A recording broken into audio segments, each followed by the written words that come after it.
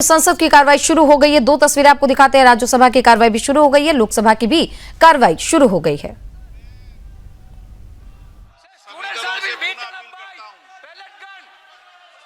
कि महत्वपूर्ण विधेयक पर हम चर्चा करें, संवाद करें, अपने मत और विचारों को रखें। सरकार से भी और प्रतिपक्ष से भी मेरा यह आग्रह है कि सभी माननीय सदन सहमति बनाए और आज हम 2 बजे इस महत्वपूर्ण विषय पर चर्चा करेंगे, ऐसा सभी लोगों ने सहमति व्यक्त की है। समय सरकार और प्रतिपक्ष बैठकर समय तय कर लेगा और मेरा आपसे आग्रह है, आज और निवेदन कर रहा हूं मैं, कितना भी गतिरोध हो, कितना भी बड़ा मुद्दा हो, लेकिन मैं माननीय सदस्यों से आग्रह करता हूं, प्रश्नकाल में गतिरोध नहीं होना चाहिए। आप प्रश्नकाल के बाद 12 बजे गतिरोध पैदा करें। हमारे कृषि मंत्री जी बहुत उत्तेजित हैं जवाब देने के लिए।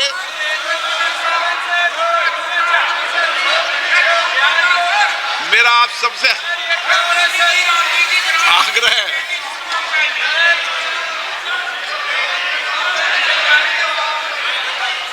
वो क्या है, खड़े होने की मुद्रा में पूरा रोड से। मेरा आप सबसे आग्रह है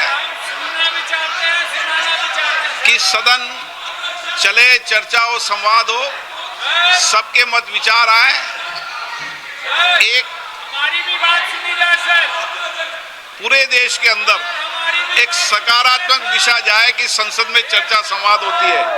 इसलिए मेरा आपसे आग्रह है कि प्रश्नकाल में गतिरोध पैदा नहीं करें। माहौल तो बनाइए। चलिए, सदन की कार्रवाई आज 2 बजे तक के लिए स्थगित की जाती है।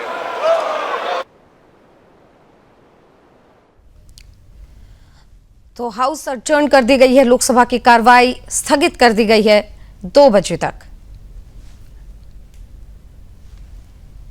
तो लोकसभा की कार्रवाई एक बार फिर से हंगामे की भेंट चढ़ गई और कार्रवाई को स्थगित करना पड़ा है। इधर राज्यसभा की कार्रवाई सुचारू रूप से चलती हुई नजर आ रही है।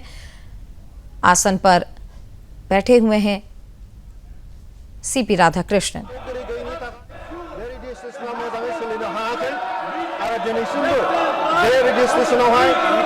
इंजीनियरिंग सेक्शनावहाय डेपुटी डाइरेक्टर सासे, डाइरेक्टर इंजीनियर सासे, स्टेशन इंजीनियर सासे और बिलोंगे प्रोग्राम सेक्शनावहाय रेडियो स्टेशन डाइरेक्टर सासे, असिस्टेंट स्टेशन डाइरेक्टर सासे, प्रोग्राम एग्जीक्यूटिव सानै, ट्रांसमिशन एग्जीक्यूटिव साथाम, एनाउंसार साथाम, बे गासैबो मावख'गिरिफ्रा दिनैसिमबो सुफुंजायाखै, जायनि थाखाय बे स्टेशना मोजाङै सोलिनो हायाखै। सार, आथिखालावहाय बे ट्रान्समिसनावहाय फुंनि बाहागोआव 4 बाजिनिफ्राय रिंगानिफ्राय 10 रिंगासिम इभिनिं ट्रान्समिसनखौ सोलियो आरो 4 रिंगानिफ्राय 10:30 रिंगासिम फोसावगासिनो दङ। सार, क'क्राझार आकाशबाणीखौ आबुं महर होनानै सामलायनो थांखि गायसनदोंब्लाबो दिनैसिमबो नांगौ बायदि मावख'गिरि मासिखौ सुफुंनाय जायाखै, जायनि जाहोनाव बे स्टेशना जायनि थाखाय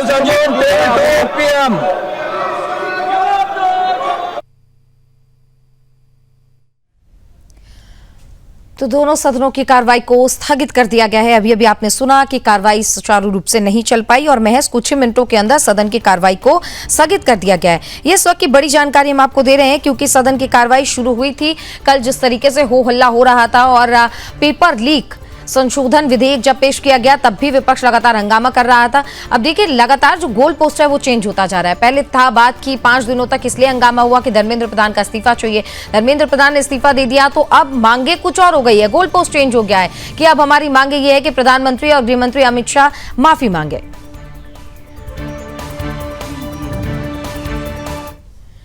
तो अब गोल पोस्ट चेंज हो गया है कि लगातार ये मांग की जा रही विपक्ष की ओर से कि जो हंगामा हुआ है छात्रों के ऊपर, जो एक तरीके से जो उपद्रव हो रहा था, पुलिस ने लाठीचार्ज किया, उसको लेकर प्रधानमंत्री खुद माफी मांगे। अब लगातार ये मांगे बढ़ती जा रही हैं और मांगों के साथ साथ सदन लगातार भेंट चढ़ते जा रहा है। हमारे साथ सुरेंद्र स्वामी सर जुड़ गए, राजनीतिक विश्लेषक है। सर, आपका बहुत बहुत स्वागत।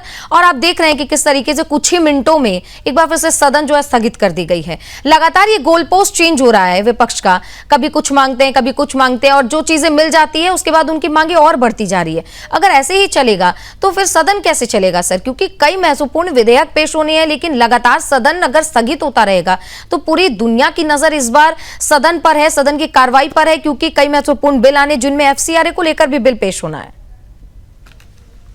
नहीं, देखिए, दो बातें हैं। एक सदन का चलना और दूसरा विधेयकों का बिना चर्चा के पास होना, ये दोनों अलग विषय है। परसों भी आपकी डिबेट में जब कांग्रेस के प्रवक्ता थे, ये बात हुई कि अब ये चलेगा क्या सदन, हमने तब भी कहा था नहीं चलेगा। क्योंकि देखिए, राजनीति अलग है और सदन का चलना नहीं चलना उस राजनीति के नैरेटिव का हिस्सा है। अब ये निश्चित है कि ये जो आंदोलन हुआ था कॉकरोच पार्टी का, जिसमें बाद में छात्रों का आंदोलन हो गया, ये तो उस आंदोलन को जिस ढंग से मंच सजाया था विपक्ष ने, और ये देश को बताने की कोशिश की थी कि हम ही हैं जो कुछ हैं, हम ही विद्यार्थियों के लिए लड़ रहे हैं, यहाँ पे हम इसमें आए हैं। आम आदमी पार्टी तो पूरी कुर्सियां लगा के उनकी एक्स कैबिनेट वहां पे जाके बैठ गई थी, कांग्रेसी प्रधानमंत्री के घर के आगे जाकर के बैठ गए थे। इतना बड़ा उन्होंने मंच सजाया, इन लोगों की सब तरह से मदद की, और जो इनके गैंग के लोग हैं, जो राम भगवान को गाली देने वाले, सीता मैया को गाली देने वाले, और उमर खालिद की जमानत मांगने वाले, पाकिस्तान कश्मीर आजाद करने वाले, और अल्लाह तेरा नाम रहेगा जब तक दुनिया रहेगी, मतलब वो जितने भी लोग थे, जिनको इन शॉर्ट सभी लोग मतलब टुकड़े टुकड़े गैंग बोलते हैं या देश विरोधी, जो भी आपको कहना हो, उन सब लोगों को भरपूर मौका दिया गया, वहां पे सब हुआ। और फिर आखिरी 2 दिन में ऑपरेशन लोटस हो गया। वांगचुक जी अपने नमस्ते करके जूस पी के और राजघाट पे होके चले गए। बिल्कुल। और इधर जो दीपिके है एंड पार्टी, वो जेपी नड्डा से मिली, उन्होंने कहा हमारी मांगे मान लीजिए, उन्होंने कहा मांग ली, उन्होंने ज्वाइंट प्रेस कॉन्फ्रेंस की और उन्होंने कहा हमारा आंदोलन खत्म, और जय भीम के नारे लगा के चले गए। लेकिन सुरेंद्र सर, तो विपक्ष को क्या मिला? उस दिन भी मैंने ये कहा था कि कल सीजेपी ने एक और प्रेस कॉन्फ्रेंस किया था सर। ये तो जब पूरा आंदोलन खत्म हो गया तब की बात है। कल प्रोटेस्ट के कल प्रेस कॉन्फ्रेंस के दौरान ये ऑफिशियली बयान दिया गया है कि हमने सरकार से ये मांग रखी है कि जिन छात्रों पर एफआईआर हुआ है, कार्रवाई हो रही है, या आगे चलकर एफआईआर नहीं होगा, इस बात को सरकार ने मांगा था। लेकिन अगर हमारे पास इसका रिटन ऑर्डर नहीं आता है तो हम एक बार फिर से आंदोलन करेंगे। ये चेतावनी, ये धमकी एक बार फिर से कल दी गई है, इसको किस तरीके से समझा जाए? नहीं, ये तो देखिए ऐसा है ना कि चूंकि उनकी 3 मांगों में ये 2 मांगे थी, एक कंपनसेशन और एक एफआईआर का विड्रॉल। अब उनको भी तो अपनी इज्जत बचानी है ना, तो इसलिए उनको तो कहना ही पड़ेगा कि नहीं हुआ है।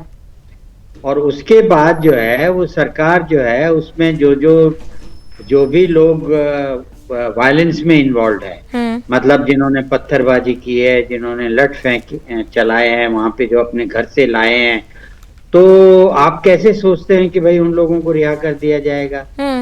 आंदोलन में जो छात्र बेकसूर हैं या जो सिर्फ नारेबाजी कर रहे हैं उनको तो आप कर देंगे, लेकिन जिन्होंने वायलेंस किए उनको आप कैसे करेंगे? एनीवे, ये सरकार का काम है, सरकार इसको देख रही है। हाईकोर्ट में भी एक पिटीशन लोगों ने डाल दी है, और कंपनसेशन पे भी सरकार विचार कर रही है, तो उन्होंने चैलेंज किया है। मैंने सुना है कि आसाम और बिहार में उन्होंने ऑर्डर कर दिए कि एफआईआर आप विड्रॉ कर लीजिए। तो ये कोई इतना बड़ा इशू नहीं है। वो तो कॉकरोच पार्टी की मांगे मान ली थी, इसलिए वो रिमाइंडर दे रहे हैं कि आप इसको मानिए। लेकिन सुरेंद्र सर, ये तो विडंबना हो जाएगी ना कि पहले यही कहते हैं कॉकरोच जनता पार्टी के जितने भी प्रवक्ता थे, उन्होंने ऑफिशियली माइक में ये स्टेटमेंट दिया मीडिया के सामने कि जिन्होंने उपद्रव किया वो बीजेपी आरएसएस के गुंडे थे। अगर कार्रवाई बीजेपी आरएसएस के गुंडों पर हो रही है तो फिर सीजेपी को इससे पेट में दर्द क्यों हो रहा है? नहीं, देखिए, आप उनको मतलब जो कहते हैं उस भाषा में मत स्वीकार कीजिए ना। कॉकरोच जनता पार्टी ये कहेगी क्या कि हमारे लोगों ने वायलेंस किया है? वो तो कभी नहीं कहेंगे। बिल्कुल। जो अपराधी होता है वो खुद थोड़ी कहता है मैंने अपराध किया, वो तो बिल्कुल, कहता है बिल्कुल। दूसरों ने किया, मैं तो बेकसूर था। हाँ। लेकिन हकीकत में तो एफआईआर तो रिटन डॉक्यूमेंट है ना, उसमें तो नाम है, तो लोगों को पता है किन लोगों के नाम है, तो इसीलिए इनका ये प्रयास था और इन्होंने किया। लेकिन इसको मैं कोई बहुत तवज्जो नहीं देता हूँ, कुछ सरकार छोड़ देगी कुछ रख लेगी, ये मामला नहीं है। मामला ये है कि विपक्ष क्यों नहीं चलने दे रहा है, वो मैंने आपसे बताया कि इन्होंने, अगर मैं मजाक में कहूँ आप बुरा न माने, कि इन्होंने अपनी गर्लफ्रेंड को एक बहुत कीमती मॉल में ले गए, अच्छी अच्छी ज्वेलरी दिलाई, अच्छे अच्छे कपड़े दिलाए, बहुत महंगा खाना खिलाया, वाइन पिलाई, और जब वो बाहर गेट से निकलने लगे तो पता लगा वो गर्लफ्रेंड नजर नहीं आ रही, किसी के साथ निकल गई। तो विपक्ष के साथ तो इतना बड़ा धोखा हो गया। आप समझिए वहां पे आपके कांग्रेस ने, सोनिया जी ने कहा कि सबको खड़ा होना चाहिए, सब लोग वहां पहुंच गए कांग्रेसी, पवन खेड़ा वहां चले गए, इधर डिम्पल जी वहां पे आ गई, सब मंच पे खड़े हो गए, सेलिब्रिटीज आ गए, और जो आरक्षण खत्म हो गया, किसी ने इनसे पूछा तक नहीं। तो अब सब कह रहे हैं कि भाई मोदी जी ने कहा, मोदी जी ने एक्शन ले लिया, मोदी जी हो गया। तो अब विपक्ष क्या करे? तो विपक्ष अब यही कहेगा कि आपने अभी वापस नहीं लिए हैं, आपने वायलेंस किया, आप माफी मांगिए, गृह मंत्री आके देगी पैलेट गन क्यों यूज हुई बिहार में, AK-47 क्यों। तो ये चूंकि इनको अभी जनता को ये बताना है कि हम आपके साथ खड़े हैं और हम आपके मुद्दों पर डटे रहेंगे और सरकार की छवि धूमिल हो, ऐसा मैसेज जाए, इसलिए ये राजनीतिक लड़ाई है। ये राजनीतिक लड़ाई 2-4 दिन चलेगी, उसके बाद जो है वो ये बायकॉट करेंगे सेशन का, और वहां पे वॉइस वोट पे बिल सारे पास हो जाएंगे। बिलों की हमें कोई चिंता नहीं है, बिल तो 2/3 मेजोरिटी से होने हैं, तो ये सारे बिल पास हो जाएंगे आखिरी 3-4 दिनों में। लेकिन ये जो विपक्ष के साथ जो एक बड़ा धोखा आंदोलनकारियों ने किया है, वो इनको बिल्कुल ये पकड़े गए हैं उसमें। इनको समझ में नहीं आ रहा है बिल्कुल कि अब हम क्या मुद्दा उठाएं।